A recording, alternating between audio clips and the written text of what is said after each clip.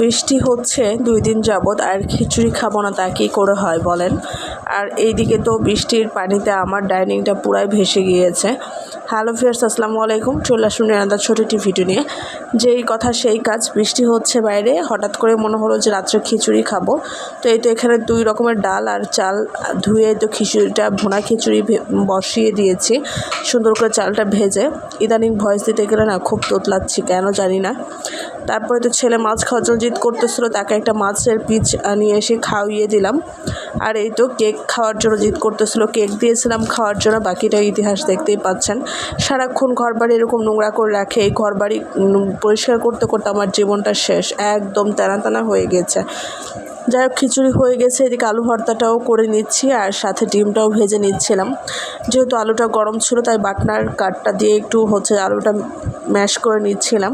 তারপরে তো শুকনো মরিচ ভেজে পেঁয়াজ আর মরিচ লবণ দিয়ে মুথে তারপরে তো ভর্তাটা করে নিয়েছি। আর ভর্তাটা খেতে বেশ মজা হয়েছিল। এরকম ঝাল ঝাল ভর্তা আর খিচুড়ির সাথে ডিম ভাজি হলে আর কি লাগে। যদিও ফ্রিজে আচার ছিল, কিন্তু আচারটা বের করতেও ইচ্ছা করতেছিল না আর খাইতেও ইচ্ছে করতেছিল না। অনেক সময় দেখাচ্ছি ইচ্ছা থাকলেও উপায় থাকে না। রাত্রে আর কোনো ভিডিও ক্লিপ নেওয়া হয়নি, খাওয়া শেষ করে ঘুমিয়ে পড়েছিলাম। এটা পরের দিন সকালে আবারও মেঘ করতেছে প্রচুর পরিমাণে। আর এই তো জানালা দিয়ে কী পরিমাণ বাতাস আসতেছে।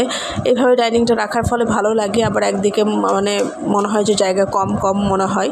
তো এই তো ঘরে বসে বৃষ্টি দেখতে দেখতে মেঘ দেখতে দেখতে চলে আসছে বৃষ্টি শুরু হয়ে গিয়েছে। তারপর রান্নাঘরে এসে একটু জানালাতে বৃষ্টি দেখতেছিলাম আর ইচ্ছে করতেছিল চা খাবো।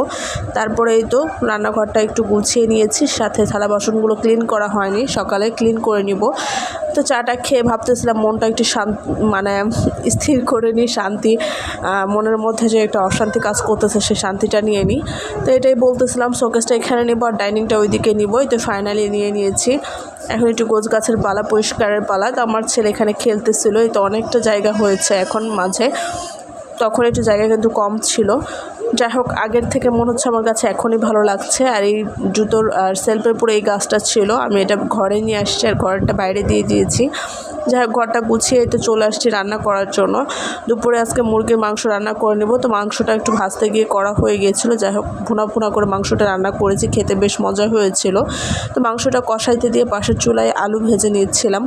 মাঝে মাঝে রান্না খাওয়া কোনো কিছুই না ভালো লাগে না, এতই অস্থিরতা লাগে, খুব খারাপ লাগে।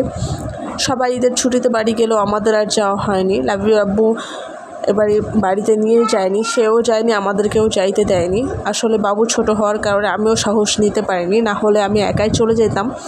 যাই হোক, এখানে এটাই বলতেছিলাম, এই ওয়ালটা ফাঁকা লাগতেছে, খুব শীঘ্রই এই ওয়ালটাও আমি গুছিয়ে নিব আর আপনাদের সাথে অবশ্যই শেয়ার করব। তো এই তো আমার ডাইনিং রুমটা এখন আমার কাছে খুবই ভালো লাগতেছে। আজকের ভিডিও এ পর্যন্ত, সবাই ভালো থাকবেন, আল্লাহ হাফেজ।